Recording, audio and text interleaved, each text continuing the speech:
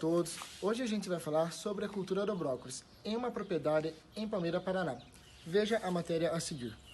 Bom dia a todos, estamos aqui em Palmeira, na propriedade que trabalha com produtos para o madeiro e a partir daí o curso de agronomia da Unopar, 8º período. Estamos aqui para tirar algumas dúvidas com o engenheiro agrônomo Guilherme sobre a cultura do brócolis e algumas olerícolas. Guilherme, bom dia. Hoje em dia, qual que é a principal atenção que chamou para você dar continuidade num trabalho relacionado a hortícolas, né, num cenário tão agrícola que a gente tem de cereais na nossa região? Bom dia. Essa demanda por hortícolas ela veio inicialmente por parte do madeiro. A gente aderiu a essa ideia de produzirmos produtos orgânicos para uma rede tão grande. Então, como a gente tinha esse mercado bem interessante de hortícolas, a gente partiu para isso para poder exatamente suprir algo que na região acaba não tendo uma quantidade tão grande e com uma qualidade tão alta assim. Então são normalmente pequenos produtores e o que acaba dificultando um pouco o mercado do madeiro, porque a demanda deles acaba sendo uma quantidade sempre alta e tem que ser algo estável, então acaba tendo essa necessidade de ter um produtor que consiga suprir grande parte da demanda deles. Então a parte econômica mesmo é algo bem interessante, porque é uma coisa que você precisa de uma área bem menor e que vai te dar uma rentabilidade bem alta, como se estivesse produzindo grãos em alta escala. Hoje a propriedade ela adota o sistema de cultivo protegido em estufas, né? Eu gostaria, Guilherme, que você comentasse um pouquinho com a gente sobre as vantagens que você vê nesse sistema e as desvantagens, né, que levaram você a decidir por essa utilização. Eu acredito que o sistema em cultivo protegido hoje ele tem grande importância, principalmente na nossa região, devido ao controle ambiental. Então, a maior dificuldade hoje para a produção de HF em campo aberto é a questão climática. Hoje a gente consegue passar em uma semana ter as 4 estações do ano. Tem dias que no mesmo dia tem as 4 estações, então esse controle no sistema protegido é o principal benefício. O excesso de chuva normalmente também é algo que desfavorece muito a produção de HF, então nesse sistema aqui a gente anula todas essas questões. Acaba se tornando apenas uma parte mais técnica, então se der algo errado aqui é questão técnica, a gente não pode ficar culpando o ambiente depois. Ela ajuda também um pouco na questão de temperatura, então às vezes você está com uma temperatura um pouco mais baixa e a estufa consegue segurar um pouco mais, então já ajuda você, por mais que esteja com temperatura extremamente baixa, o desenvolvimento não vai ficar estagnado, ele sempre vai estar ajudando um pouco nessa questão. E a questão de chuva é o principal benefício hoje, então você tendo esse controle aqui, a gente usa a irrigação por gotejo, então a gente não tem molhamento foliar, doença vai lá embaixo também, é bem pouca coisa que acontece. E o manejo para insetos também, a gente tem o telado em volta das estufas, já facilita bastante esse controle. A gente tem bem pouco problema com insetos. Guilherme, eu percebi também, não pude deixar de notar, que você tem os sistemas de aspersores aqui dentro da estufa. Hoje, qual que é o uso dela que encaixa melhor para você? Para controle térmico mesmo? Para mandibulização? O que você poderia falar um pouquinho para a gente sobre isso? Bom, o uso hoje de aspersão é basicamente para 2 finalidades.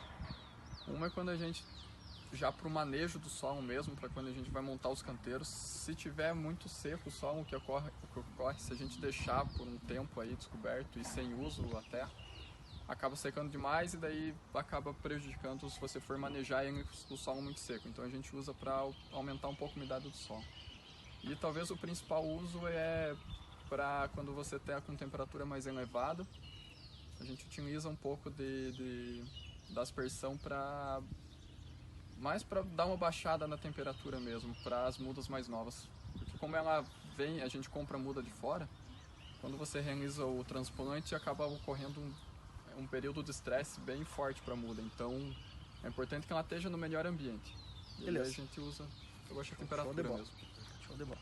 Então, em relação ao manejo do brócolis, como é que é feito em relação ao espaçamento, qual variedade que vocês escolheram e por quê? E também a gente gostaria de saber um pouco sobre o manejo de pragas e doenças, como é que é realizado aqui na propriedade.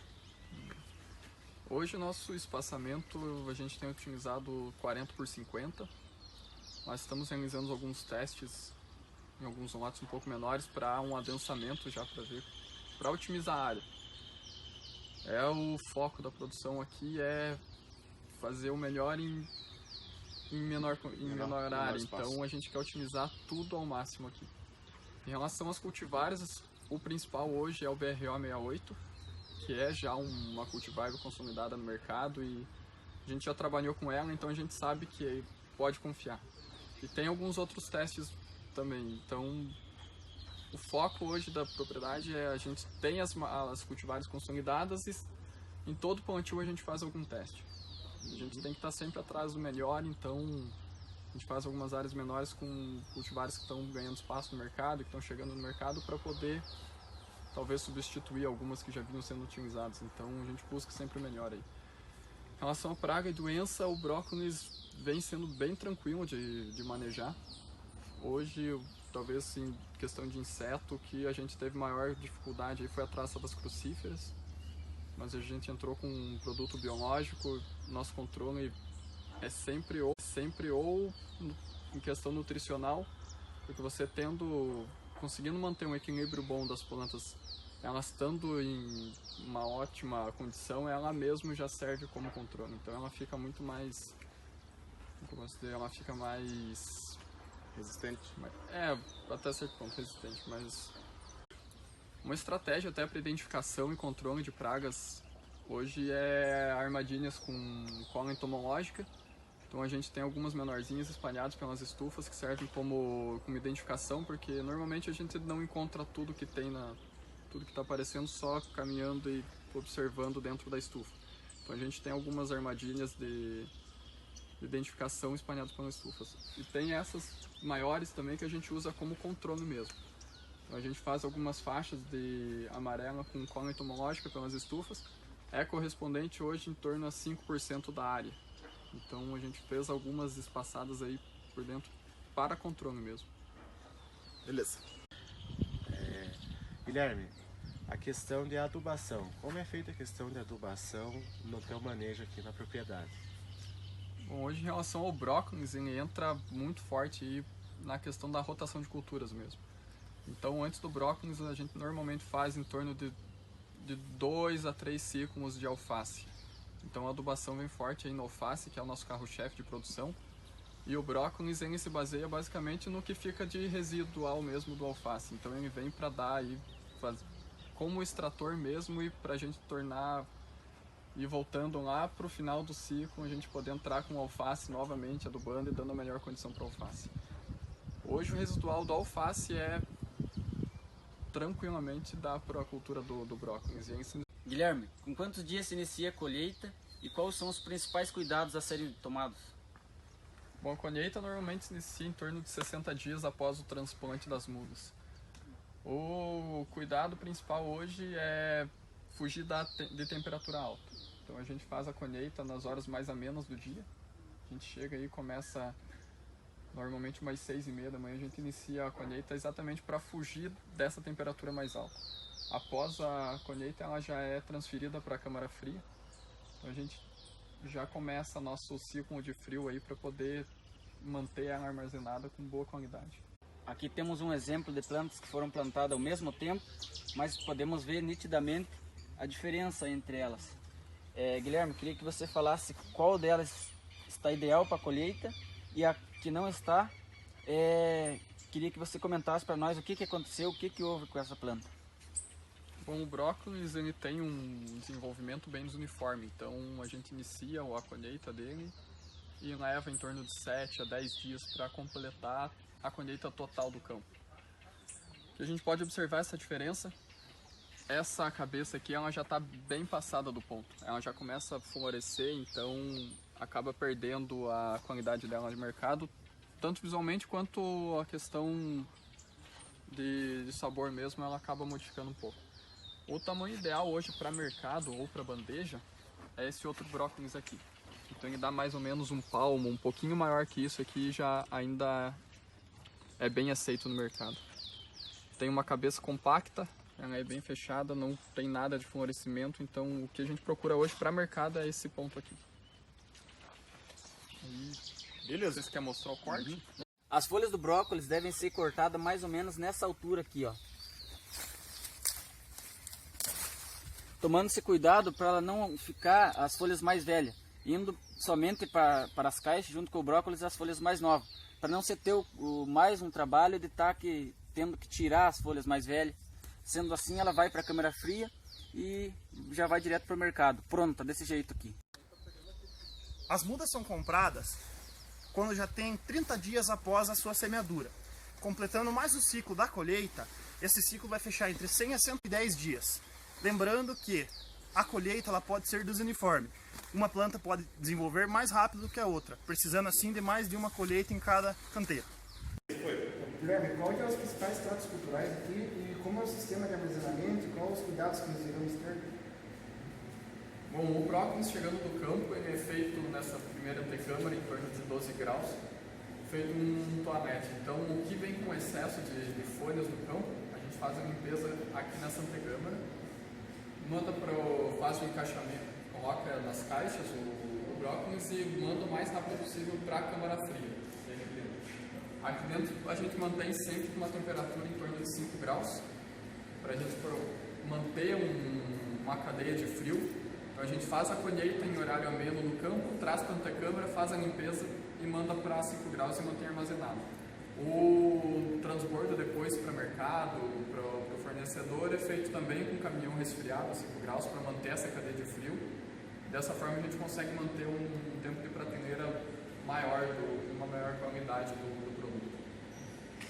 Normalmente, quando pensamos em agricultura orgânica, logo vem na cabeça uma propriedade de agricultura familiar, com poucos recursos e baixo investimento, contrário do que encontramos na nossa propriedade que estamos fazendo esse trabalho. O sistema de aspersão é controlado de forma remota, através do comando do engenheiro agrônomo, que ele consegue acessar o sistema e ativá-lo pelo celular.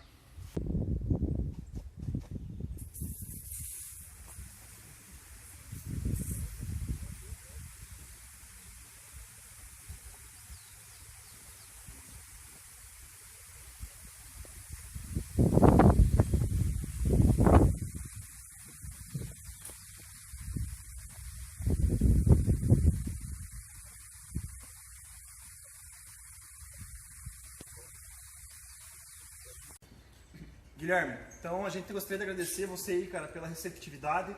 A gente sabe que se dedicar a um dia exclusivamente para compartilhar um pouquinho da experiência de vocês aqui, a gente aprecia muito isso aí e também ficamos à disposição se um dia a gente puder retribuir essa grande gentileza que você fez pra gente aí. Eu que agradeço, vocês são bem-vindos, próxima oportunidade para uma visita, a gente está com os braços abertos. Beleza.